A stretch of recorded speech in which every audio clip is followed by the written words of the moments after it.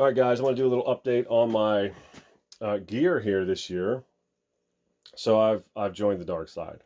All right, I've got a night vision scope on here, and this is my 204. So for fur season, which is coming up next month, I'm going to be using this guy all year. And let's just work from I'll just go over this whole thing here, and then we'll do like a pros and cons on the scope. Okay, because there's a lot of videos out there that show you how the scope works. There's a lot of videos out there with people kind of using the scope, but it's a hard decision to make, right? But so I'm just going to kind of review what I like about it, what I don't like about it. I don't know, maybe that'll help somebody out. But from the top down, so this is my Wicked kill light here. Same one I had the red lamp on. I switched it out to one of these. Actually, what's in here is a 940 IR or 940 nanometer IR LED. This was an 850 that I bought first, and the reason why I don't have the 850 in there anymore is it scares the crap out of everything. It's really weird. With the red light, nothing seemed to mind it that much, but you hit it with 850 nanometer LED, and the deer like run away from you. You know what I mean? They see it. So I switched it out to this 940, and really all you get when you look down this thing is just a little glow. It's not bright at all. It's like you put your hand out in front of this thing and you can barely see the glow kind of thing. But those animals, they can see it. Okay. So be careful with your light setup here. There are different LED options, and you'll need to figure out the best one for you if you're going to go with night vision. If you can afford it, go thermal. It's not even close. Okay. Not even close to the same thing. It's way better. All right. But anyways, so that's the light. Same light. I've got windage and elevation adjustment on this mount just like I always had. And you run this thing just like your red light. Flood it out, focus it in, depending on how far your shots are. So this is a Sightmark Wraith. Okay, now I know a lot of people are like, oh, that's stupid. You should have went to ATN, or oh, that's stupid. You should have just went to thermal. And I'm telling you, I did a ton of research on this thing, and what I try to do is balance my stress level versus the cost. Somewhere in between. I could spend $1 million and have exactly what I want, zero stress. Or I could spend $100 and be pissed off all season. Okay. I'm trying to balance in between there because I'm not made of money. Okay. And my wife won't let me buy the stuff I want to, but went with the Sightmark Wraith. This is $500. It's really comparable. I think an ATN is $600. Okay, this is the 4-32 model HD, not the 4K. Okay, not the 4K. This is the HD. So far I really like this scope. It's pretty good. There's a couple things I really like about it, and there's a couple things that I don't like about it at all. And I'll tell you, I'm going to continue to upgrade. All right, this is entry level stuff. Eventually, I'm going to go to a thermal. Okay. And we'll talk about that when I get to the thermal scanner.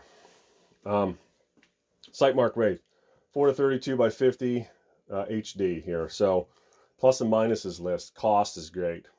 Okay, cost is great. $500. This will get you in the game. All right. It does come with an IR illuminator light. It's total turd. Leave it in the box. I'm telling you, just don't even bother with it.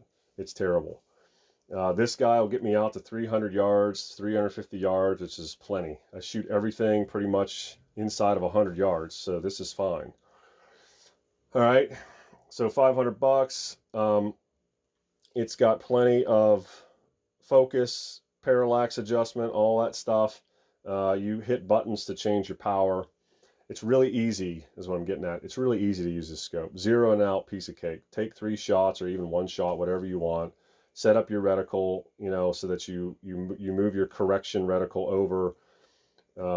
Hold on your target position, move your correction reticle over to where you're hitting, hit the button, and it moves everything over, and you're right on the money. And I've done it a couple times. It's really pretty fun to kind of do that. It's so easy. So that's good. Another good thing about this thing, customer service.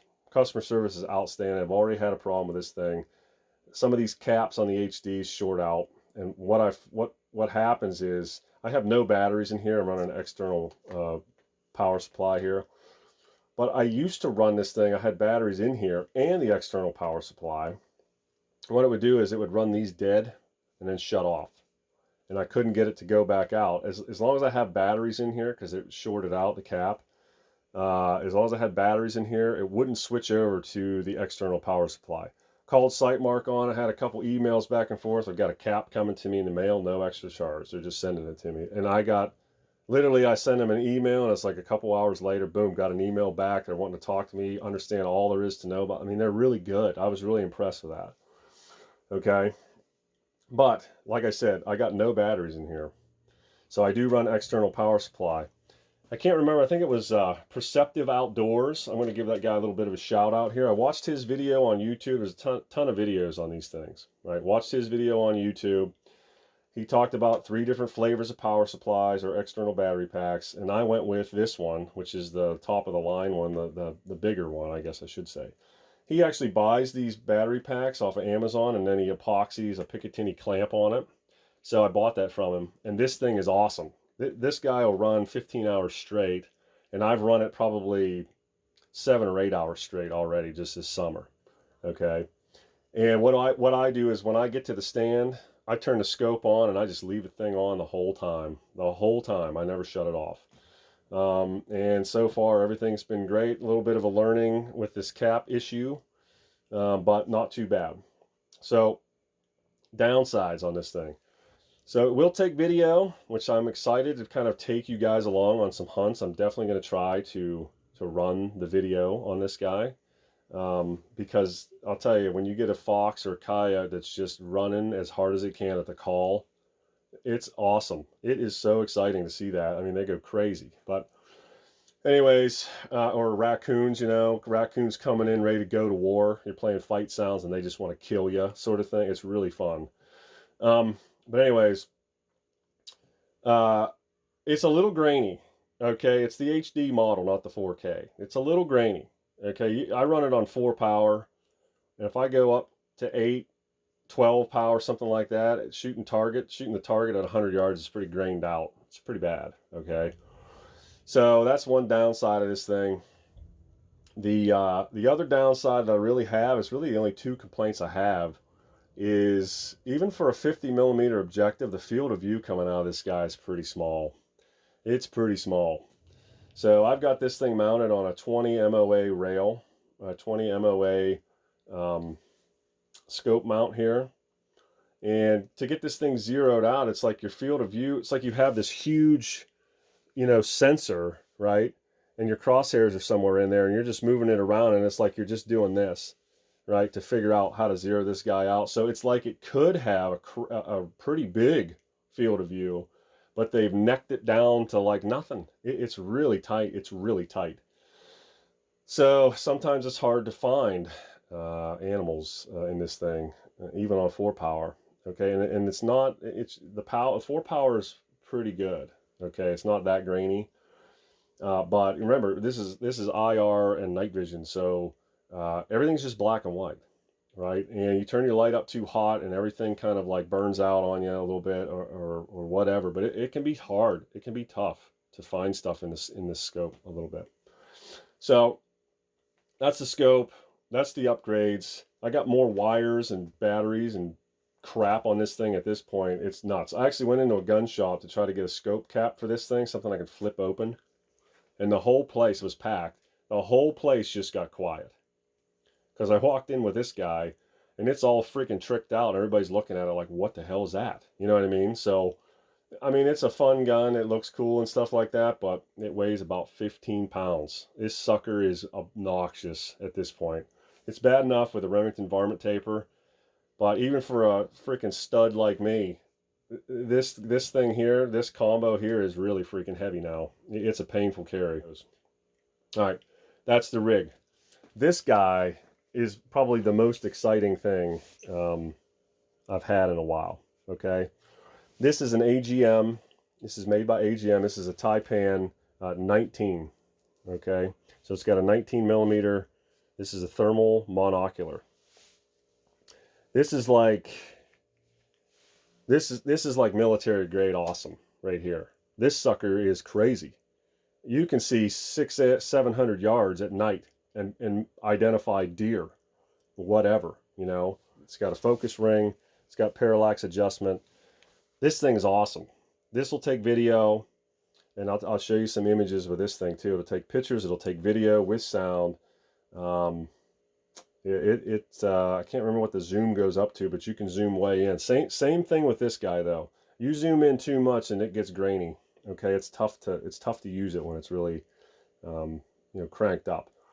But this guy is it's about $1,500 for that. All right, I had to do a lot of chores around the house to get that thing. All right, that's why I've been kind of waiting. It took me about a year to build up to get that sucker, but it was totally worth it. This is really this is a great little piece of technology right here.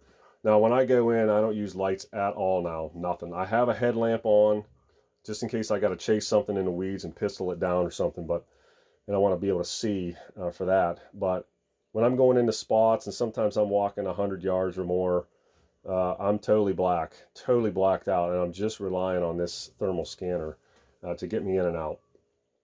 This guy has unbelievable battery life in it too. No external battery, no way to change out batteries. You simply just charge it into the USB 3 port on the back, okay, and get this guy charged up.